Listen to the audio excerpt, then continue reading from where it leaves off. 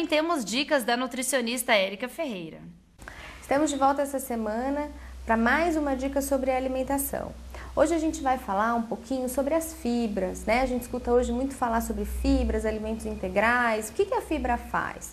Por que ela é uma coisa tão importante para a nossa alimentação? A fibra é uma parte do alimento que o nosso corpo não digere, ele não absorve. Então, o que ele acaba fazendo? No nosso intestino, que é onde os alimentos são absorvidos, essa fibra ela acaba formando um gel.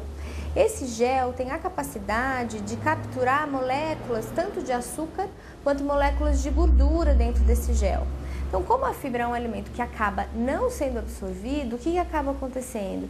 Esse açúcar e essa gordura que estão envoltos nesse gel, ele não é absorvido, ele é eliminado.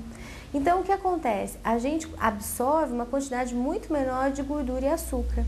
Por isso que a fibra ela é tão importante no tratamento de diabetes e colesterol. Então, se você está com colesterol alto, está com a glicemia alterada ou triglicérides, a fibra é uma substância muito importante na sua alimentação.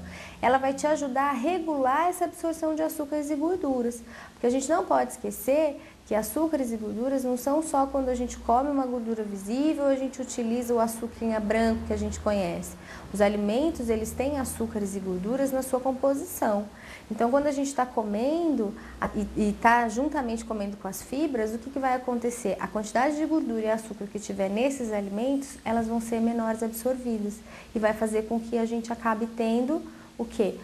O controle da taxa tanto da glicemia, que é o que causa o diabetes, que é o açúcar no sangue, quanto o controle do colesterol, né, que pode prevenir infartos e doenças. E, além de tudo, a fibra ajuda a emagrecer, né, porque se a gente está diminuindo a quantidade de açúcar e gordura que a gente está ingerindo, a quantidade de calorias que a gente ingere também emagrece.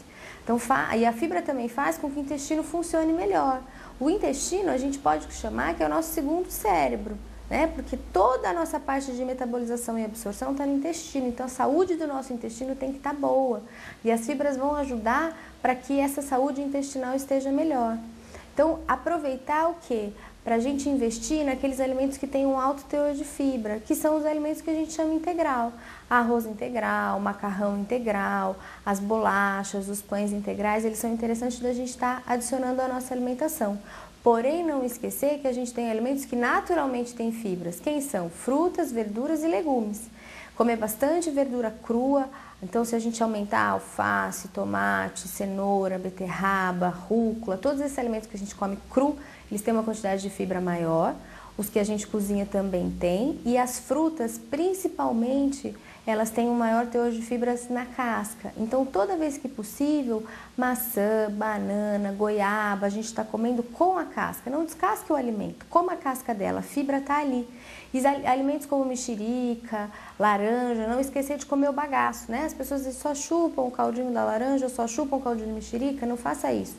Coma o bagaço, é aí que está a fibra do alimento e que vai fazer com que a gente consiga controlar tanto o nosso nível de açúcar no sangue, quanto o colesterol e ainda ajudar a gente a emagrecer.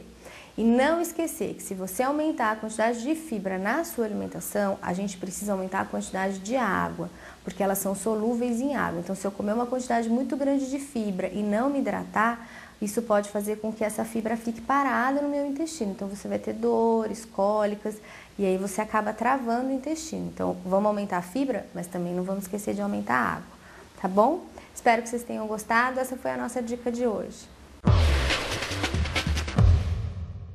E você que queira entrar em contato conosco, nos mande um e-mail nesse endereço, voxtv@redevoxbrasil.com.br. O Jornal Vox Paulínia vai ficando por aqui. Voltaremos amanhã com mais notícias de Paulínia e região. Até lá!